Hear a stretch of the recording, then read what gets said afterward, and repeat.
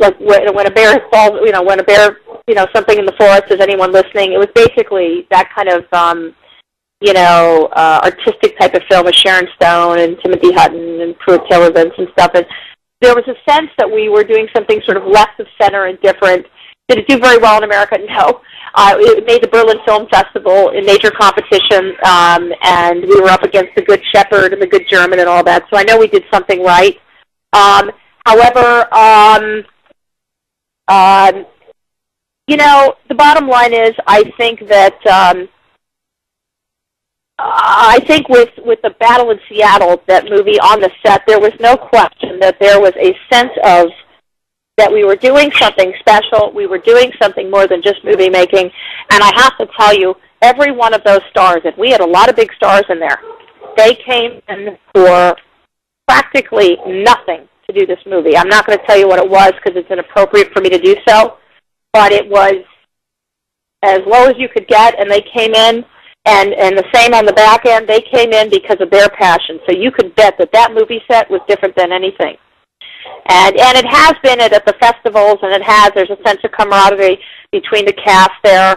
And there is no question that that's a special event. And I believe that I would hope that I'll feel that sense of that unity and something special brewing with the Mary Mother of the Christ project as well, versus something I'm looking at doing something with two of the biggest stars sort of in the world right now, or, very, very big. And it's and that's all great, but I don't think we'll have the same sense of that. So, yeah, it definitely affects the set. Definitely. How has your job changed in the 6 years since I interviewed you last? Oh, well, who was I with? I was with Sharon Stone. We're friends, and we were, I think we were in Las Vegas or something. We were talking about this. And we were talking about the analogy that we can use is that there's a bicycle, and you're riding the bicycle uphill,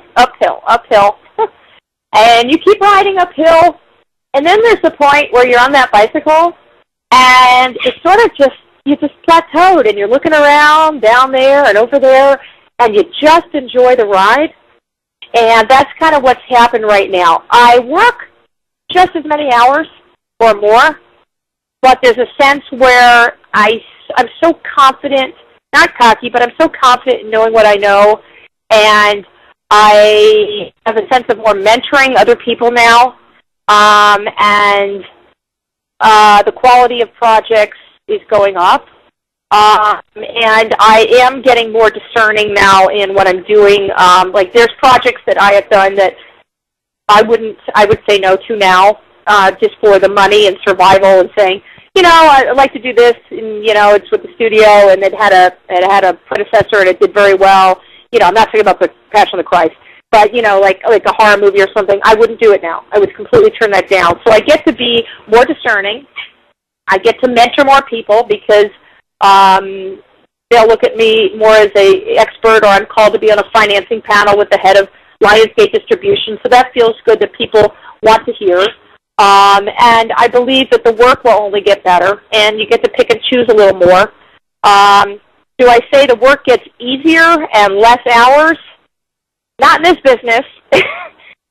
You got to really love it. You got to really be dedicated, or you got to be super crazy. You got to do it. The old adage about it. If you've got to act, you've got to really do it. It's got to be in your blood. Well, same thing with producers, because it's intense. It's a lot of time, a lot of commitment. And a lot of times, you'll put together a project and it won't go. And so it just goes away, or you'll put it in development and it still doesn't go. And, or a lot of times, I'm at a place, the one thing I can say with the movies that I'm doing, once I sort of pick the movie and I know it's going, I put it together, it's not like they sit in development, which is sort of the studio system.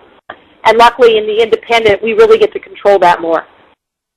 So those are some things I think that are different. Out of everything you've accomplished, of which things are you most proud? Well, I'd say Battle in Seattle.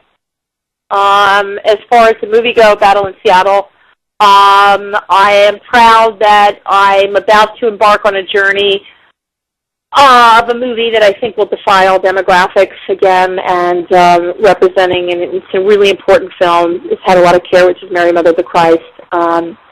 And I am proud. One of the last things I can say on that is that people go, you're really lucky. You get to do whatever wake up and do what you love to do every morning. And the one thing that I can say that I'm proud of really strongly is I'm not lucky. I'm not lucky at all when it comes to that. I earned this. I worked for it. I remember after I did a big TV movie, there was a lull there for a while, and I had to go out and, I had to get other jobs that were just regular, everyday jobs to support my cause, my passion, what I wanted to do, my focus, and I wouldn't let up. And if I can tell other people that, it's that old adage of making your own destiny, it's not luck so much. Sometimes it is for some people, I guess, but it wasn't for me. I'm proud to say that I wake up every morning doing what I love to do, and I hope to inspire more and do better films and more important films as I go along. And I'm proud that I'm able to do that. And so I think that is what I'm proud of. Okay, unless there's anything else that I should ask, I'm going to stop the recording. Is there anything you want to add?